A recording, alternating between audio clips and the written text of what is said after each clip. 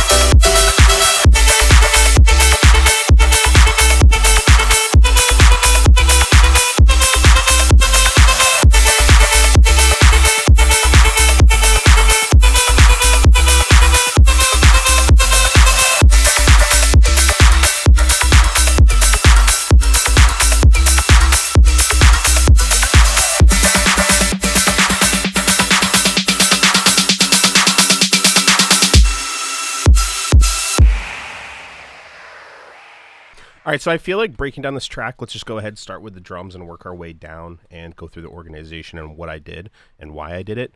So starting with the drums and the mix in on the group, we have an EQ3, obviously just bringing in the lows and the tops just for a little subtle effect, nothing crazy. So starting with a kick, I obviously use a drum rack.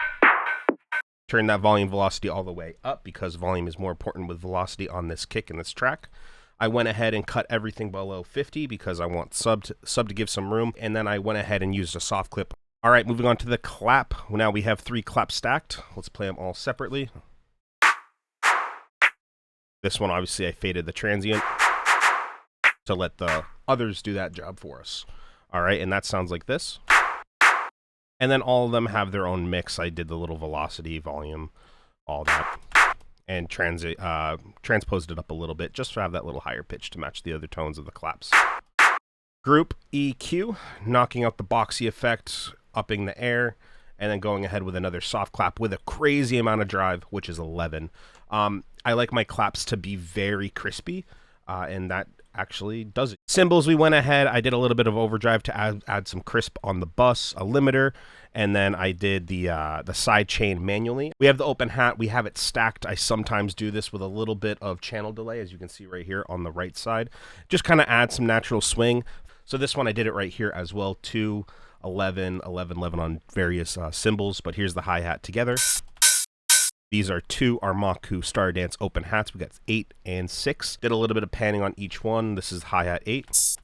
This is hi-hat 6.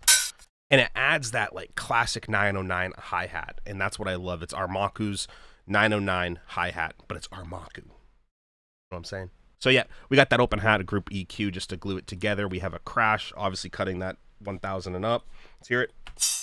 So let's get to the drums in the drop. Nothing crazy. What I did was I made the drop first and then made the intro, right?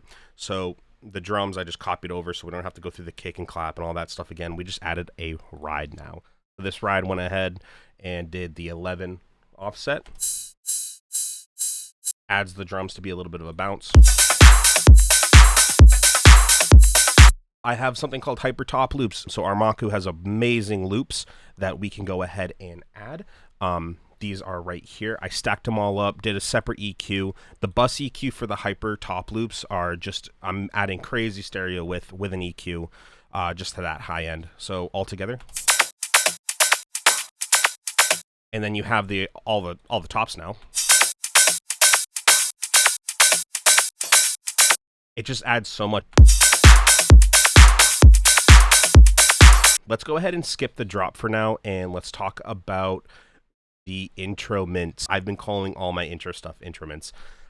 It has the same exact bus group for the drums, but I add a new group called Build Drums, and that's where we go ahead and grab this lasery clap from StarDance, clap number 2. And that has no processing on it. I left it raw. And then I went ahead and created a snare build that you would normally hear in these kind of tracks using snare 6. Just doing a little bit of filtering for the build-up. All right, let's get into that hands up part, the M1 piano, all that kind of stuff. So I went ahead and found a main vocal. That's usually what I do to start all my ideas. I record a vocal myself, or I find a vocal. Luckily, Armaku has a plethora. So right here, we got this one.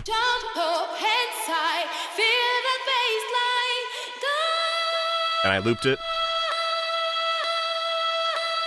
So right here, we go through a lot of the processing. I have an auto shift just to get the key for the vocal, an OTT, of course. Then we go ahead with a reverb to make it kind of more sit in the back with a hybrid reverb.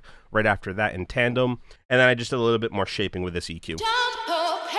All right, the M1 we'll talk about in the drop. I just went ahead and bounced the M1 and had an audio file of it. I'm just cutting the lows a bit, but we can talk about the processing in that. All right, so we go ahead with the effects that are right under it as well. We have an echo, impact 1 and 2 that I layered. We have impact 1, a little bit of rumble, and then pack 2 covers the high end. So together, perfect.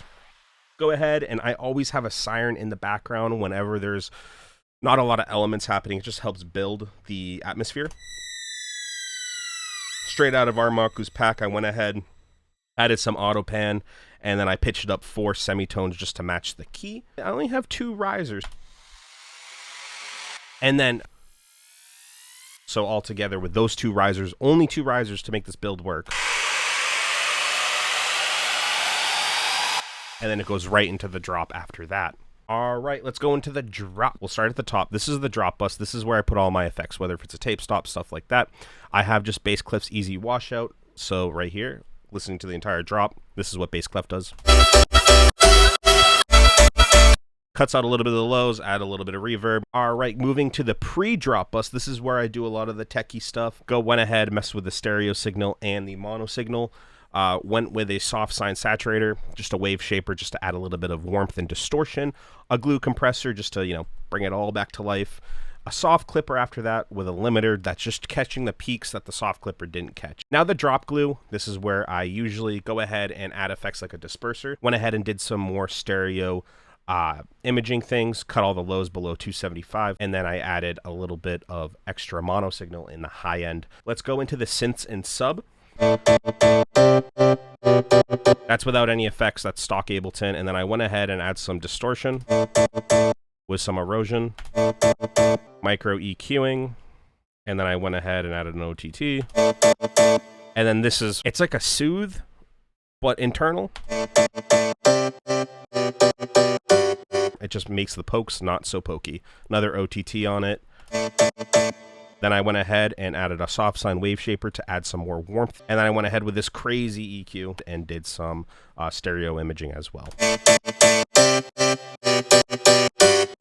And then that B section with that echoey piano,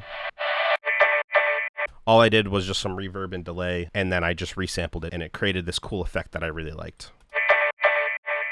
All right, then I have something called vibe layers. Your vibe layers is everything you would hear in the background that supports the main sound. The vibe layers are all synthesis based off Armaku rack. This is the pacing layer.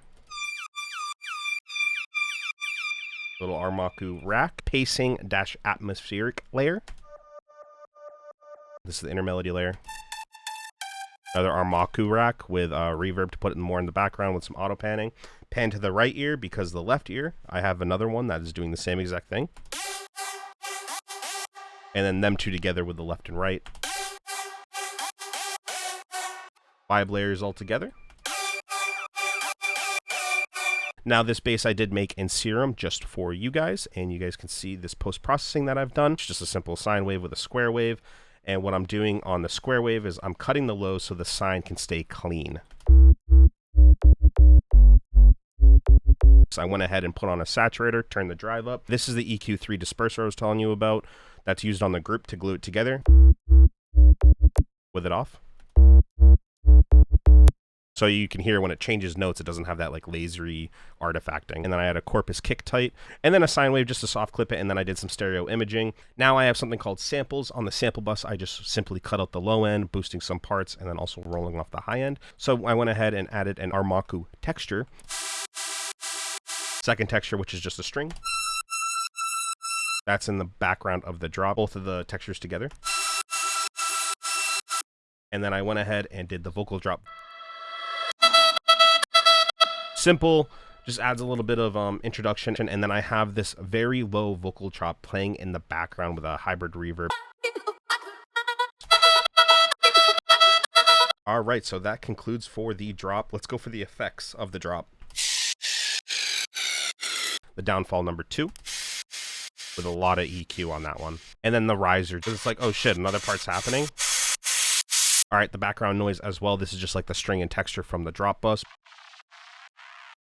EQ in the high mids, add a chorus for width, added a shifter and a reverb to put it in the background. Now, last but not least, in this group, I have created a white noise fall and riser. This is a very clean white noise, just a clean white noise sweep. And then it goes all the way down, and then it just keeps that movement going. And I'm doing all that filtering just through the operator frequency. But yeah, this is the entire song. I hope you guys enjoyed this breakdown. My name is K1N. Thank you, Armaku, for this opportunity. I hope you guys do have a chance to check out StarDance. It is going to be a pack I always go to. Peace. Have a great day.